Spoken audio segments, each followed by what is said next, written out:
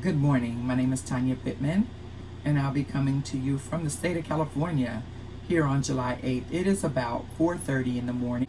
All right, before we get started, I'll ask that you please take time to hit the like button down below, as well as the subscribe button, which will allow you to know when new videos are available.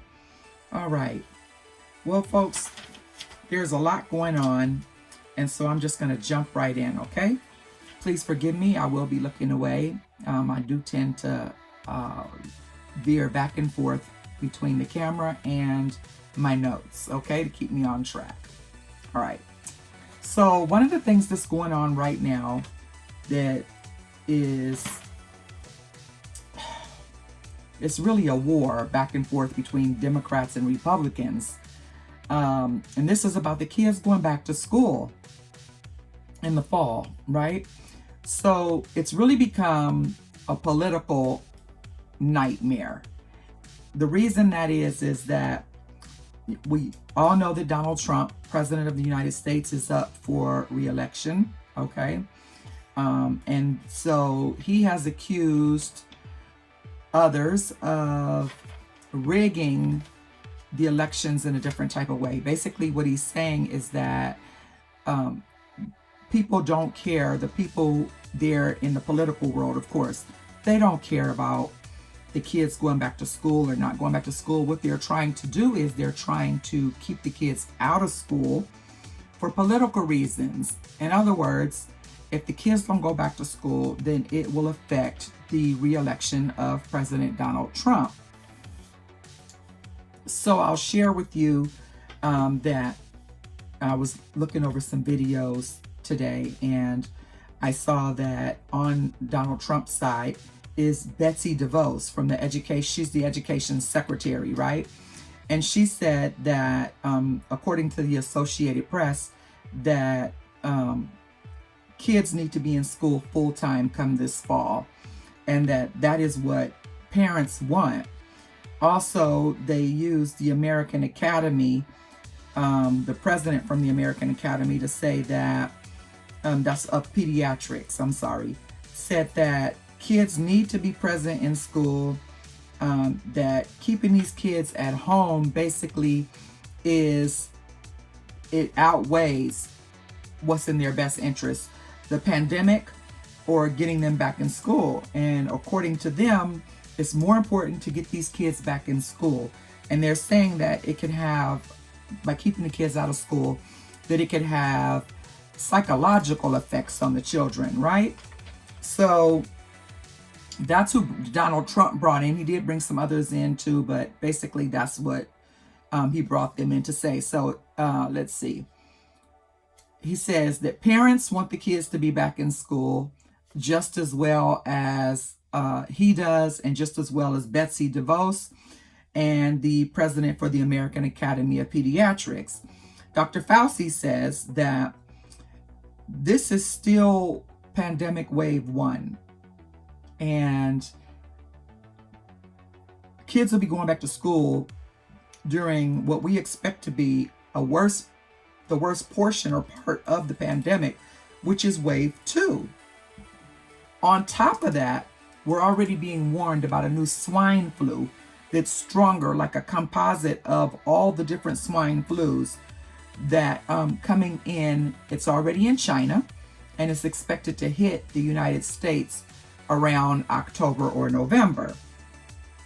So I'm going to say this. This is just my opinion. In my opinion, when you bring children into the world, you need to be responsible for them. You need to give them the best that you can give. And when it comes to protecting them, it is our responsibility as parents, grandparents, aunts, uncles, to protect these children and keep them safe. In my mind, it's more important to keep these kids at home where we know that they're safe, okay? Is it a pain in the neck? Yeah. The kids, they get restless, they want attention. It can affect your ability to go to work. It affects a lot. I get that, okay? However, no matter how much it affects, It's our responsibility. My children are all grown, so some would say it's easy for me to say, but I do care for my grandchildren, and my family cares for my grandchildren. And in our minds, it is very important to keep them home and keep them safe until we know beyond a doubt or with more assurance that they would be safe when they go into the schools. Now, in my mind, for professionals to say that it's detrimental for the kids, that they need the school lunch program and they need this and they need to play with kids. And first of all, I didn't bring my kids into the world to depend on a school lunch program or for free handouts.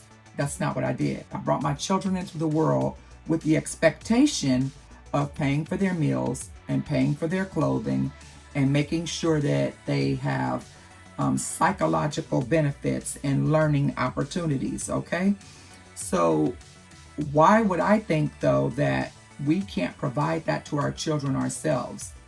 Are you saying we're stupid? We're incapable of teaching our children? We don't care enough about our children to have them home? I get it. There are some cases, few cases, where there are so many problems in the home that these outside opportunities help and save the children. But that's a job for CPS. That's what CPS is here for, right? To protect the children when the parents can't, to keep them safe, right? When they're not being afforded the opportunities and the necessities that they have. That's when the Child Protective Services steps in. So again, most families don't require Child Protective Services to step in, and most families are capable, even Black families are capable of teaching their children how to do their homework, to assist them with it, to go online to Google and look up information that we may not know, to get them up in the morning and feed them breakfast, and to make them sandwiches for lunch and soup or, salad. We do know how to give our children fruit, vegetables, meat, a starch, how many helpings of fruit they are required to have in a day. That's not difficult for us to figure out as parents. In my mind, the schools have taken too much authority and too much power, too much control over our children. We give the school too much as it is. And now the President of the United States and Betsy DeVos are now accusing us of not being able to do what's in their best interest and needing them in order to take care of the children that we brought into the world. I'm sorry, but I can't agree with that.